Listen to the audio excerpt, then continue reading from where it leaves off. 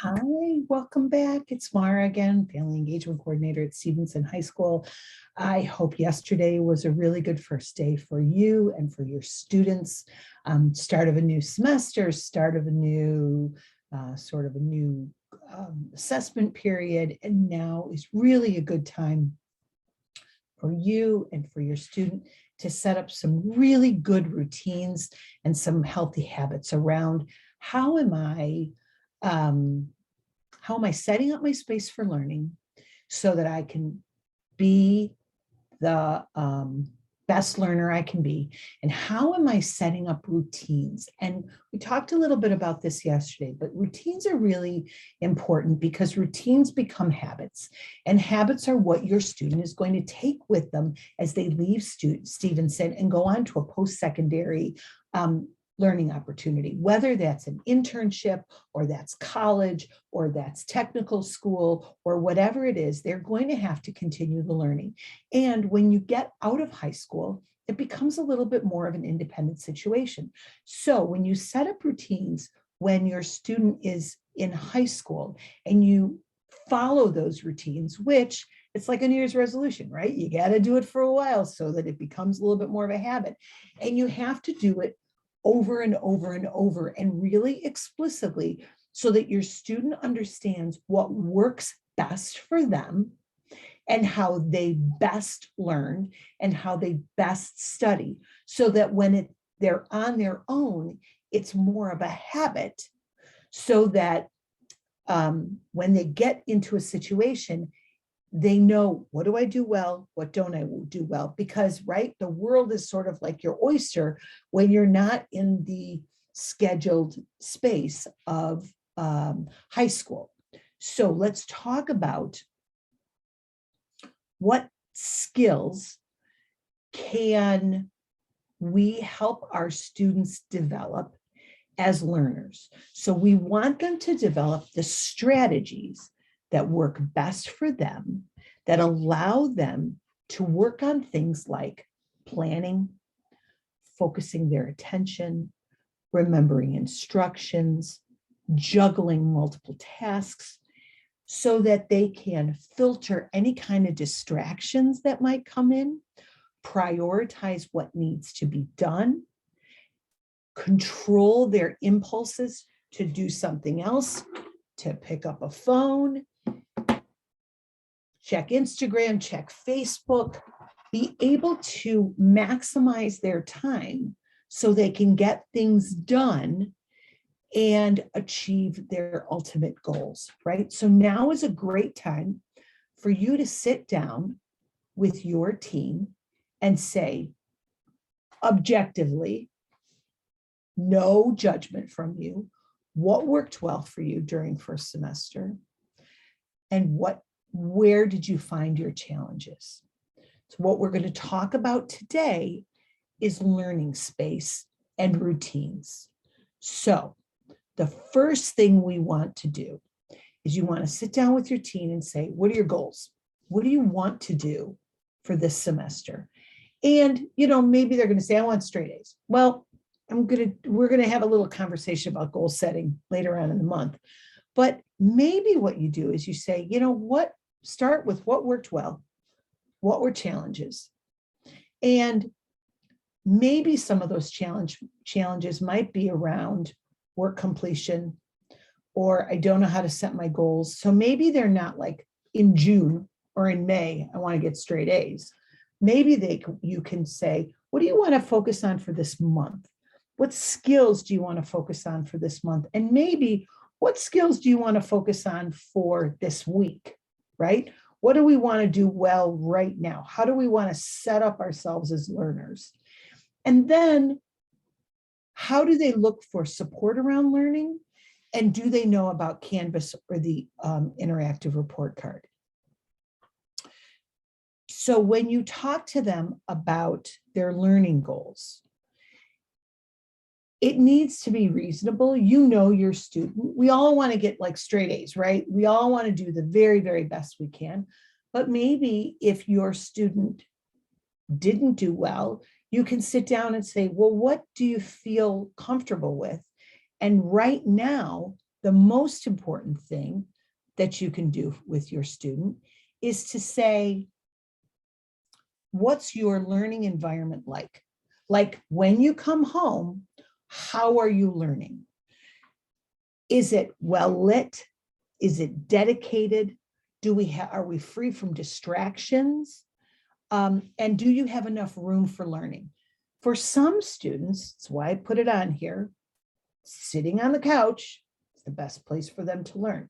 They're okay with sitting there and having the dog or the cat sit next to them to pet the dog or pet the cat, because that eases their stress. What's most important is, do they have the materials?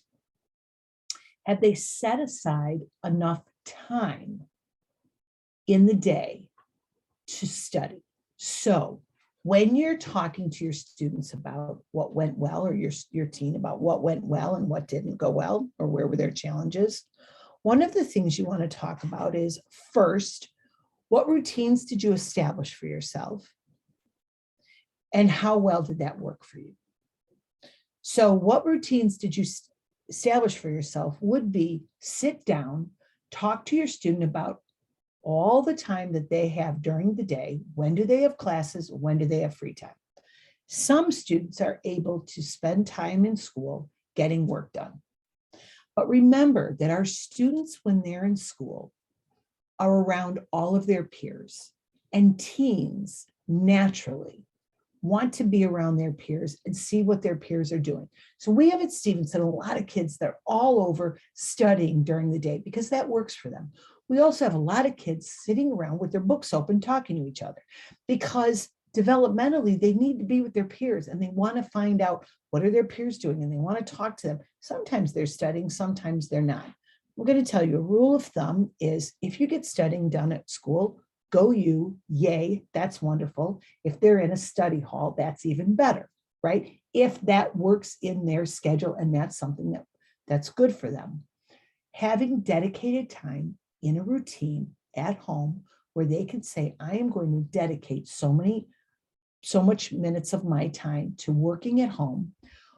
What it does is it establishes the routine outside of the learning time, that they have to be free from distractions, use their executive functionings to work on what needs to be get done, make a list of what needs to happen. And that is really good practice for when they're outside of school, post-secondary learning environment, when they have all sorts of distractions around them and they have to maintain, like, do I have an area where I can get my work done that I have to get done, homework or at home learning? And do I have what I need to learn? And can I motivate myself to do the learning, right? So the most important thing is, sit down with your student, what worked, what didn't work, and what kind of routine do you have around learning? So are you taking dedicated time to work on, make your list or do blocks of time for each class or whatever it is? Molly Goslin and I talked about in our podcast that was released yesterday at 9 a.m. Mondays with Mara and Molly. It was Tuesday, but we released it on the Monday on Tuesday, because it was really all about self-management. Really, really super important for our content right now, and starting off the semester, is that executive functioning skill and establishing those routines. So what worked, what didn't work, was it around time management, planning a routine, and sticking to a routine? Because you want to have that routine, you want to reinforce that routine over and over and over so it becomes a habit of mind. Then you want them to be independent, right?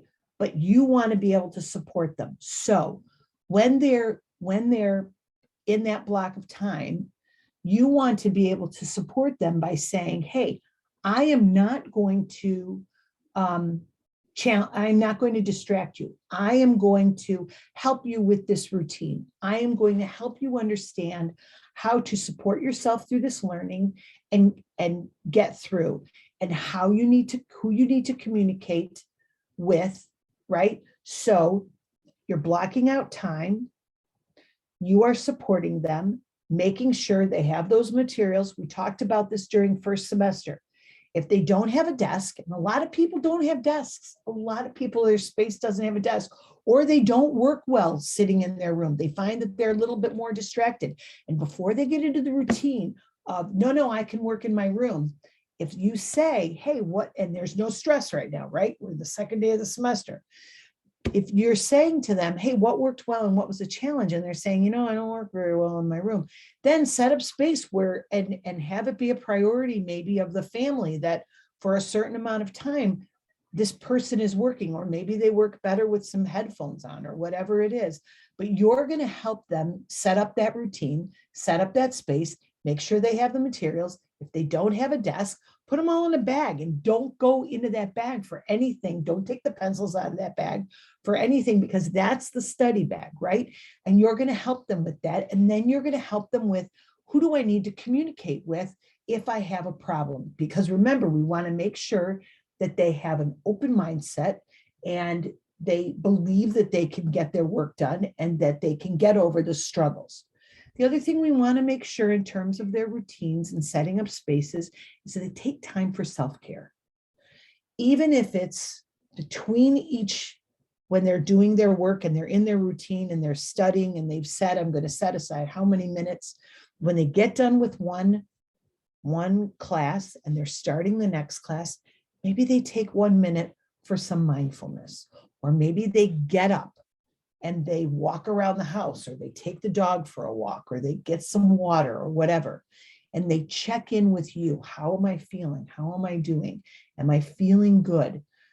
So what you want to do as the adult in your teen's life now is to set up the routines and the learning space for them where they can be most successful. The best way to do that is to help them reflect back on what went well during the semester last year, continue doing that. Where were the challenges? Be very objective with them, because remember, you want to be in a mentor role, not in a manager role. You want to help them have the self-reflection of, what did I do well? What didn't I do well? Make sure they have a learning space that is free from distractions as possible, where they have all their materials, where they know they can depend on, if I need a pencil, the pencil's going to be in that bag or on my desk or whatever. I don't have to go rooting around for it. I'm free from distractions. I can get my work done. You act as the supporting guide for them. Hey, I know it's 5 o'clock or whatever, it's after dinner. This is the time when we're studying, when you're doing your work, and you sort of help them establish those routines and make sure that they follow through with those routines. It's not like, hey, we said you were going to do this, now go do it on your own, because they need your support and your help and your guidance in following through with that.